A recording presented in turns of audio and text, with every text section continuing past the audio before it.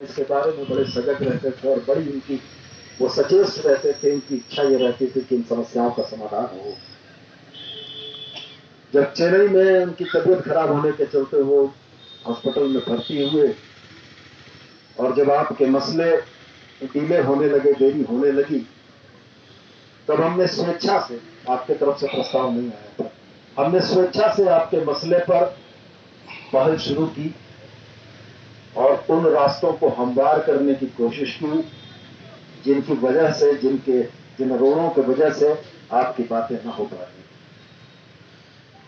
हकीकतन हेमंत बाबू ने बड़ा दिल दिखाया, माननीय शिक्षा मंत्री ने बड़ा दिल दिखाया और ब्यूरोक्रेसी के न चाहने के बाद भी एक ऐसे समाधान तक हम लोग पहुंचे कि पारा शिक्षकों के पूरे राज्य भर में सहायक शिक्षक के नामाकरण के बाद जिस तरह का स्वागत और जिस तरीके का अभिनंदन हुआ वो हमें भी अभिभूत करने वाला था।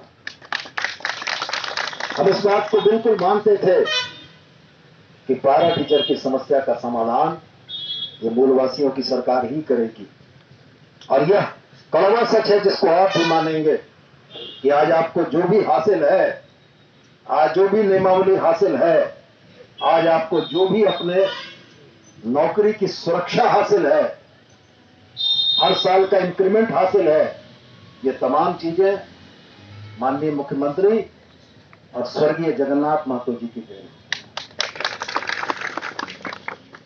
मानदेय के मुद्दे, माफ कीजिएगा, वेतनमान के मुद्दे पर उस चर्चा के दरमियान भी बातें हुई। जिस बिहार शिक्षक नियमावली का जिक्र आप कर रहे हैं, उस बिहार शिक्षक नियमावली को लागू करना बिहार की सरकार के लिए इसलिए आसान हुआ कि रोस्टर का अनुपालन करते हुए वहां पर पारा टीचरों की नियुक्ति की गई थी। हम लोगों ने अपने स्तर से आपके माध्यम से यह भी मांगा कि जिलों में जो टेट पास शिक्षक हैं उसमें रोस्टर का अनुपालन अगर नहीं हो पाएगा तो वेतनमान देने की संभावना नहीं बनती। अफसरों की आपत्ति इसी बात की थी। मैं मानता हूं कि आज महाधिवक्ता महोदय ने जो राय दी है वो तस्वीर का एक पहलू। जब रोस्टर के अनुपालन के मामले आएंगे तब उस बात को भी आप गौर कर लीजिए कि रोस्टर के अनुपालन के मामले में अगर आरक्षण का रोस्टर पूरा नहीं होगा तो सरकार किस आधार पर करेगी और किस आधार पर आप वेतनमान के अधिकार होंगे। यह तमाम चर्चा हम लोगों ने की थी। परिस्थितियां यह बनती कि यदि 100 पारा शिक्षक टेट पास हैं और रोस्टर का अनुपालन अगर नहीं होगा तो कितने लोग छटेंगे, उसको भी जरा गिनती कर दीजिए। यह तस्वीर का स्याह पहलू जो हमको दिखा रहे हैं, सीमांत भाई ने तस्वीर का सफेद पहलू आपको दिखाया। इन दोनों चीजों को समझने की जरूरत है। ये बातें मैं इसलिए बोल रहा हूं कि उस वार्ता के दौरान हम लोग मौजूद थे और ब्यूरोक्रेसी की जो सबसे बड़ी आपत्ति थी वो इसी बात की आपत्ति थी कि वेतनमान देने की स्थिति में यदि आरक्षण रोस्टर का अनुपालन नहीं हुआ और कोई भी शख्स कोर्ट जाएगा, ये सारी कवायद जहां की तहां रुक जाएगी। आप भी अपने स्तर से पता कर लें। जहां तक रह गया आपका जो भरोसा मेरे ऊपर है, आपकी जो उम्मीद मुझसे है, वो उम्मीद कुछ ज्यादा हम पोस्टमैन की भूमिका में हो सकते हैं, हम सरकार तक आपकी बात पहुंचाने की भूमिका में हो सकते हैं। हमारी ताकत किसी नीतिगत फैसले पर निर्णय लेने की नहीं। हम आपकी बहुतेरी जायज मांगों के समर्थन में हैं। जगन्नाथ बाबू का देहांत होने से पहले आपकी इस 8 घंटे वाली चीज को शिथिल करा के हम लोग एक पाली कराने की सैद्धांतिक सहमति बना चुके हैं। ये दुर्भाग्यपूर्ण रहा कि उसके बाद जगन्नाथ बाबू का देहांत हुआ और जगन्नाथ बाबू के देहांत होने के बाद ब्यूरोक्रेसी के ऊपर जो अंकुश है वो अंकुश कहीं ना कहीं कम हो गया। तो हम आपसे ये कहना चाहते हैं कि सहायक आचार्य की जो नियुक्ति नियमावली में जिन संशोधनों की बात आप करते हैं, सैद्धांतिक रूप से हम भी सहमत हैं। हमने भी शिक्षा सचिव को जो पत्र लिखा वो पत्र आप ही के साथियों के माध्यम से हमने शिक्षा सचिव को भेजा और उनके व्हाट्सएप पर भी भेजा।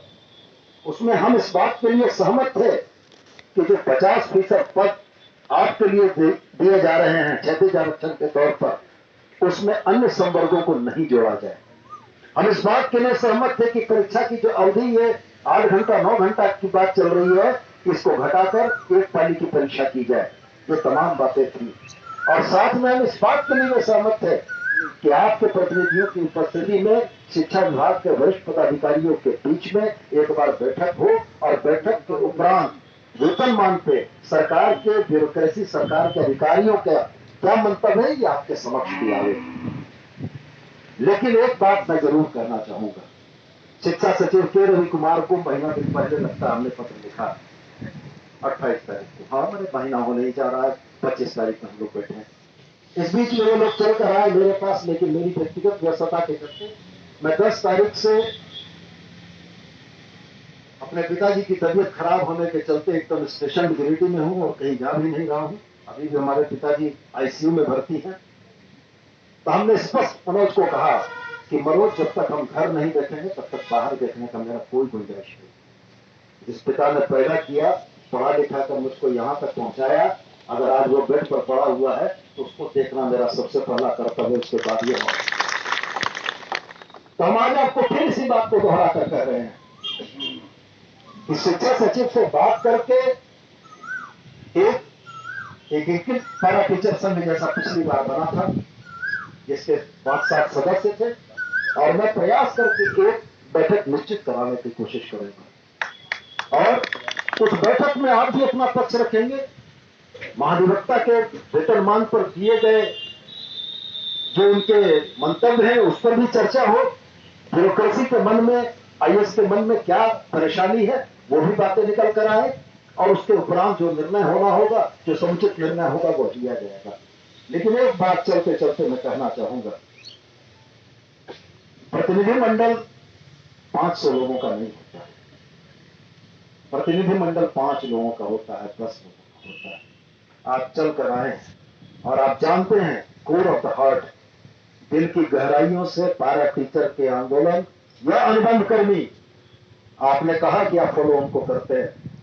हम जिस विचारधारा के लोग हैं वो यह मानते हैं कि झारखंड के जो अनुबंध कर्मी हैं वो यहाँ के भूमि पुत्र हैं, भूमि पुत्रियां। इसलिए आपने देखा होगा कि रसोईया के मुद्दे पर भी हम दिखे आपको, आपने देखा होगा कि आंगनबाड़ी सेविका सहायता के मुद्दे पर भी दिखे, क्योंकि वो हमारी बहन बेटियां हैं, और अगर उनके सवाल हल नहीं होंगे इस सरकार में तो शायद कभी नहीं होंगे। तो मैं ये नहीं कहता हूं, मैं ये कहता हूं कि हमारी सहानुभूति 100% आपके लिए, लेकिन प्रदर्शन का तरीका अपने भाई को धमका के नहीं किया जाता। हम ये भी बात आपको कहें, मेरी ऑफिशियल कैपेसिटी नहीं, मैं विधायक जरूर हूं और आपके प्रतिनिधिमंडल से मिलने के लिए मैं तैयार हूं, लेकिन इतनी बड़ी संख्या में आना मेरे समझ से उचित नहीं। ताकत आप कहां दिखाते हैं जहां लड़ाई की संभावना होती है? ताकत वहां नहीं दिखाने की जरूरत है जहां आपका भाई आपके लिए बैठा हुआ है, खड़ा हुआ है, और जिसने करके दिखाया है। जबानी जमा खर्च नहीं है, पूरी जबान से हमने नहीं कहा, हमने जितनी बातें कही ये बातें यथार्थ में है और आपके नजरों में है। तो हम आपसे यही आग्रह करेंगे, बहुत दूर से आप लोग चलकर आए, इसकी जरूरत नहीं थी। मैं तो इंतजार इस बात का कर रहा था कि 5-10 लोग आएंगे। और एक बात और बता दूं आपको, फैसले हमेशा 5-10 लोगों के बीच ही होते हैं, मंत्रणाएं हमेशा 5-10 लोगों के बीच में ही होती है। अभी जिन कागजातों का जिक्र ये कर रहे हैं वो कागजात हम इनसे ले जरूर लेंगे, लेकिन हम पढ़ नहीं पाएंगे। और पढ़ने के लिए और समझने के लिए और आपसे समझकर उन तर्कों को पदाधिकारियों के सामने कहने के लिए हमको भी मंथन और होमवर्क करना पड़ेगा। और इस होमवर्क के लिए फिर हमको आपके 2-4-5 लोगों को बुलाना होगा, फिर हम उनके साथ 1 घंटे बैठेंगे, आपके तर्कों को समझेंगे, आपकी बातों को समझेंगे, और पूरी तैयारी करके जब हम बैठेंगे मीटिंग में तब आईएएस को जवाब देने की ताकत मेरी होगी। और हमने हमेशा यही किया है, जिस वार्ता में मेरी उपस्थिति रही है, आपके साथी में अगर उपस्थित रहे होंगे तो आपने भी देखा होगा कि आपके विषय वस्तु को पूरी तरीके से समझ के जब हमने आईएएस के सामने सवाल किया है तो आईएएस को भी निरुत्तर होना पड़ा है और बात को मानना पड़ा।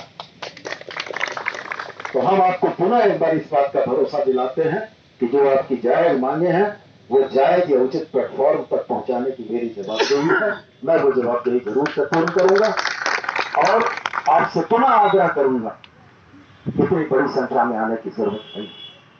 5 लोगों की बात भी मेरे कानों तक उतनी ही महत्वपूर्ण पहुंचे कि चाहे वो 500 लोगों से भी।